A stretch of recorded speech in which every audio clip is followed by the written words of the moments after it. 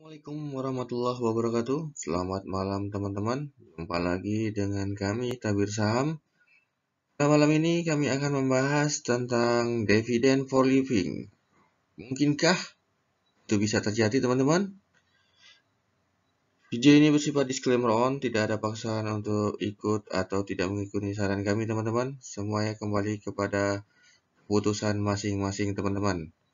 Please like, share, and subscribe video kami ini untuk membuat kami semakin bersemangat untuk membuat video teman-teman. Oke, sebelum kita masuk dividen, saya ingin menjelaskan ada beberapa keuntungan dari investasi saham teman-teman, yaitu capital gain atau kenaikan harga saham, kedua dari dividen teman-teman. Bisa kita lihat dari sini teman-teman, ini adalah salah satu keuntungan investasi saham yaitu capital gain. Bisa kita lihat di sini teman-teman. Di sini bulan Juni 2021 kita lihat ada saham TBA. Saya ambil contohnya itu berada di 2000 teman-teman. Terus kemudian mengalami kenaikan sampai ke 3000 paling puncaknya sekarang di 3200-an teman-teman. Itu maksudnya adanya ketika bulan Juni harganya 2000. Terus akhir 2002 Maret ini terakhir itu di 3200. Berarti ada keuntungan dari kenaikan harga saham itu sebesar 1200-an rupiah per lembar saham teman-teman. Terus selain itu ada juga dari keuntungan investasi saham itu adalah dividen teman-teman. Apa sih dividen itu teman-teman? Ya, dividen itu adalah bagian laba atau pendapatan perusahaan yang besarnya ditetapkan oleh direksi serta disahkan oleh rapat pemegang saham untuk dibagikan kepada para pemegang saham teman-teman. Jadi apabila kita mempunyai satu lot saham atau 100 lembar saham, itu pasti akan dibagikan dividen teman-teman. Itu besarnya ditentukan oleh direksi teman-teman. Terus bisakah kita hidup dari dividen teman-teman? Jadi kita tuh harus bekerja, kita hanya mengandalkan hidup dari dividen, dari bagian hasil laba, atau mungkin di koperasi itu mungkin nggak tahu sama apa enggak, SHU teman-teman, sisa hasil usaha itu kan biasanya dibagikan tahun kepada anggota koperasi. Nah, mungkin dividen itu bisa disamakan seperti SHU juga teman-teman. Bisa kita lihat di sini teman-teman. Ini lihat dividen yield dari PT Adaro teman-teman. Itu sebesar 5,95% teman-teman. Itu lebih besar daripada kita depositokan uang di bank. Biasanya di bank itu sebelum masa pandemi corona itu sebesar 5% teman-teman. Sekarang bunga dari deposito bank itu sebesar 3% teman-teman. Berarti Adaro ini apabila kita investasi di saham Adaro, rata-rata pembagian dividen yield itu 5,96% teman-teman. Hampir 2 kali lipat apabila kita investasi di deposito bank teman-teman. Terus gimana sih perhitungannya? Apakah kita bisa hidup dari dividen itu teman-teman? Biasanya ada beberapa orang menginvestasikan uangnya di deposito. Setiap bulannya dia menerima uang dari bunga deposito tersebut teman-teman. Nah, kita dengan investasi saham apakah bisa atau lebih mana bagus antara kita depositokan uang itu di bank atau di saham, teman-teman. Bisa kita lihat eh, perbandingannya, teman-teman. Oke, tadi sebelum sebelum kita lihat dividen yield-nya sebesar 5,96%, teman-teman, hampir 6%. Terus kita bisa lihat ini besarannya terakhir di 2001 itu Adaro memberikan dividen sebesar 160,16%, 16 rupiah, teman-teman, maaf. Eh, itu di tanggal 29 Desember 2001, teman-teman, dan pembayarannya itu dilakukan di 14 Januari 2022, teman-teman. Terus bagaimana perhitungannya, teman-teman? Apakah investasi saham atau lebih lebih menguntungkan dibandingkan deposito atau lebih baik di deposito, teman-teman? Oke, bisa kita lihat di sini, teman-teman. Umpamanya kita membeli saham Adaro itu di harga di bulan November, di bulan Oktober, teman-teman. Itu anggap baik paling rendahnya 1.650, teman-teman, per lembar saham. Dan tadi yang terakhir hari ini itu sebesar 2.690, teman-teman. Oke, bisa kita lihat hitungannya bagaimana.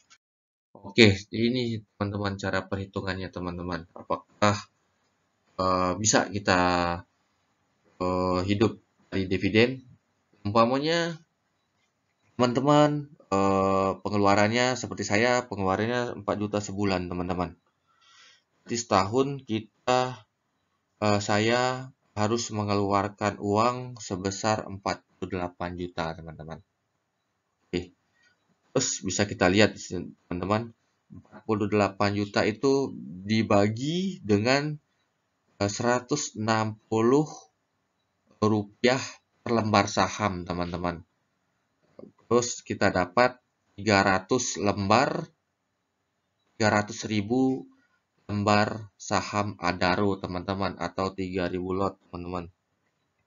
Terus kita kali, teman-teman, 300 lembar saham ini dikali dengan harga tadi, anggap aja 1.700 lembar, teman-teman, di November atau Oktober, teman-teman. Jadi kita dapatkan hasilnya itu sebesar 510, teman-teman. Nah, jadi apabila kita menginvestasikan di deposito bank, itu lebih dari, kalau dengan harga dengan bunga deposito sebesar 3%, itu bisa 1 miliar lebih, teman-teman. Sedangkan kalau kita investasikan saham di Adaro, kita mendapatkan dividen sebesar 4 juta sebulan. Itu hanya mengeluarkan modal 510 juta, teman-teman. Berarti sangat jauh berbeda apabila kita depositokan uang di bank, teman-teman. Bisa kita lihat dengan dividen yield-nya itu hampir 6%, sedangkan bank itu hanya 3%, berarti kan 2 kali lipat. Berarti kita harus membutuhkan, apabila kita ingin hidup dari bunga deposito, hanya kita harus mengeluarkan uang 1 miliar, teman-teman. Sedangkan di saham ini kita memperoleh dividen dengan hanya mengeluarkan uang kita sebesar 510 juta, teman-teman. Terus selain dari dividen itu, teman-teman, bisa kita lihat lagi dengan keuntungan capital gain yang tadi, teman, atau kenaikan harga saham, teman-teman. Bisa kita lihat tadi, teman-teman, 300 lembar saham dikali dengan harga saham terakhir, kita beli di harga 1.700, teman-teman. Kita mengeluarkan uang sebesar 510 juta. Sedangkan karena ada kenaikan harga saham dari bulan November sampai bulan Maret tadi, harga saham Adaro naik sebesar 2.690. Berarti dari 1.700 ke 2.690 ada kenaikan itu berapa ribu rupiah, teman-teman. Jadi kita kalikan 300.000 lembar saham dikali 2.690 per lembar saham, teman-teman. Terus kita dapat 807 juta rupiah dari harga saham yang berarti total saham yang kita punya, teman-teman. Dan bisa kita lihat keuntungan dari kenaikan harga saham ini dari bulan Oktober November sampai dengan Maret itu seperti 800 juta dikurang 510 juta, jadi kita untung hampir 300 juta, teman-teman. Itu luar dividen, teman-teman. Jadi dividen itu berbeda. Dividen kita dapat 4 juta sebulan, 48 juta. Terus kita tanpa harus menjual saham Adaro itu, teman-teman. Jadi kita mendapatkan dua keuntungan, yaitu dividen sebesar 48 juta yang bisa kita gunakan untuk hidup setahun dengan pengeluaran 4 juta sebulan, tanpa harus kita menjual saham yang kita punya gitu, teman-teman. Terus apabila kita juga menjual seluruh saham kita di Adaro, kita memperoleh keuntungan sebesar 300 juta, teman-teman. Jadi kalau umpamanya sudah terima dividen, terus teman-teman mau menjual, jadi keuntungannya hampir 350 juta, teman-teman. Ditambah dengan 510 juta. Jadi teman-teman memperoleh 800 juta plus 48 juta dari pembagian dividen, dan apabila teman-teman sekalian menjual seluruh saham yang teman-teman punya, teman-teman. Jadi menurut saya investasi saham lebih menguntungkan daripada deposito, teman-teman, dalam soal nilai keuntungannya lebih besar, tetapi juga investasi saham ini juga lebih beresiko dibandingkan dengan deposito, teman-teman.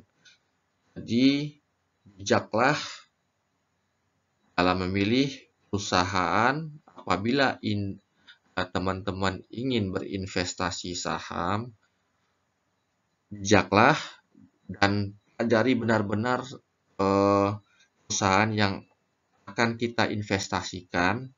Jangan sampai kita tidak mendapatkan dividen, terus tidak ada kenaikan dari capital gain, teman-teman, sehingga uang kita tertahan di investasi saham.